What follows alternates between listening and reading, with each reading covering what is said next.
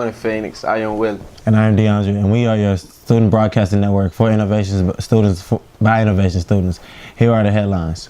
Green Party presidential nominee Jill Stein defended her recounts effort Monday, even though she admits there is no evidence of fraud at the ballot box. What we have are predictors that our tampering took place. It will be most likely to be discovered in the 3 states we are looking, she told CNN. Unless we actually look, we will never know, she said. Green Party officials filed for a recount in Wisconsin Friday after so limited reports of possible voting discrepancies in areas that use paper ballots versus those where electronic voting took place. Chicago police fatally shot a man suspected of shooting a pregnant woman, killing her unborn child. Authorities said the woman's family said the suspect was her boyfriend and the baby's father. Relatives identified the man as Richard Grimes, 36. They said he was excited to have a baby on the way, but he was depressed. Grimes' sister Nicole Brady said he must have snapped Sunday night, shooting his pregnant girlfriend, 24-year-old Ashley Williams, in the stomach. A weapon was recovered from the scene. The Independent Police Review Authority is investigating. Chicago police on Saturday took the most serious action possible against an officer believed to have shot and killed a 19-year-old in West Inglewood.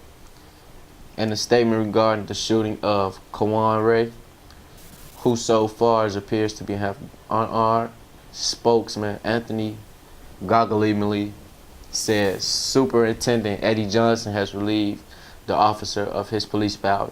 Based on the little information we know at this point, I have concerns about this incident and feel that this decision in the best interest of the department and the people of Chicago as we await methodical and impartial investigation into exactly what transpired, Johnson said. Ray of South Suburban Dalton died of a gunshot wound to the back, according to Cook County medical examiners. His death was ruled a homicide, the office said. Fidel Castro, the Cuban president who famously proclaimed after his arrest in a failed coup attempt that history would absolve him, has died at age 90. Castro's brother and the nation's president, Raul, announced his death Friday on Cuban TV. There are a few individuals in the 20th century who had a more profound impact on a single country than Fidel Castro had in Cuba. Robert Pacho, a former national security advisor for President Jimmy Carter in the 1970s, told CNN in 2012, Castro lived long enough to see a historic thaw in relations between Cuba and the United States. The two nations reestablished diplomatic relations in July 2015, and President Barack Obama visited the island this year. A federal judge on Monday morning granted Dylan S. Roof's request to represent himself in his hate crime trial on charges of killing 9 African-American parishioners at Emmanuel Methodist Episcopal Church in Charleston, raising the possibility that the old white supremacists could cross-examine the survivor and family members of deceased by controlling his case. They said Mr. Roof may decline to present evidence of his mental instability that his highly regarded defense team might have emphasized in both the guilt and penalty phases. Federal prosecutors are seeking to send Mr. Roof to death row, having rejected his offer to plead guilty to 33 charges in exchange for a life sentence. Now for some Phoenix news. All students must be current with their vaccinations. If you have not received all of your vaccinations, you must see our principal, Miss Cortella, as soon as possible. Now let's check with Marquise as he takes a look at Lil Wayne and his position on the Black Lives Matter movement. On Black Lives Matter. What is it? What do you mean? The idea is that there's this movement called Black Lives Matter, thinking that the rest of America didn't seem to understand that Black Lives Matter. Lil Wayne dismisses the Black Lives Matter movement, saying, "I don't feel connected to something and it doesn't involve me." He believes there is no such thing as racism. Lil Wayne feels because he's African American and rich, life is good to him. He feels Black Lives Matter is an excuse and wants no part of it. After being confronted by his friend, Lil Wayne goes to apologize. He says the reporter angered him by mentioning someone calling his daughter a B. Which side is Lil Wayne? That Black Lives Matter. It just sounds weird. I didn't know that you put a name on it. It's not a name. It's not whatever. It's somebody got shot by police and for up reason. I am a young, black, rich.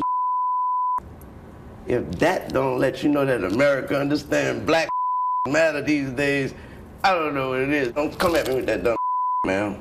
My life matter, especially to my. Do you separate yourself from it? I don't feel connected to a damn thing that ain't got nothing to do with me.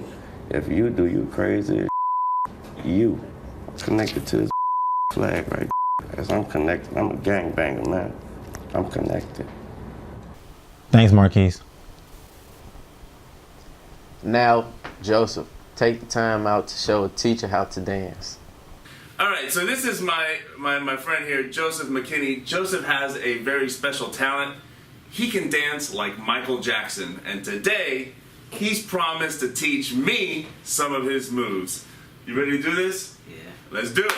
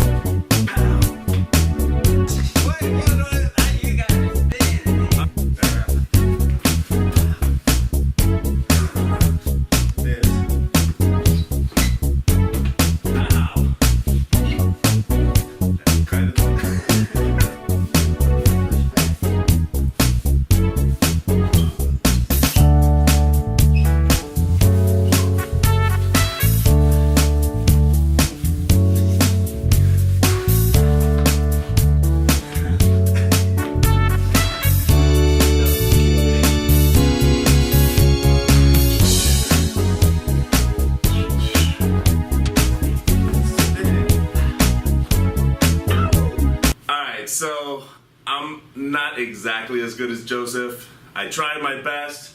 Thank you, Joseph, for teaching me some of your moves. Maybe we'll try something else some other time. All right, thanks. Thanks, Joseph.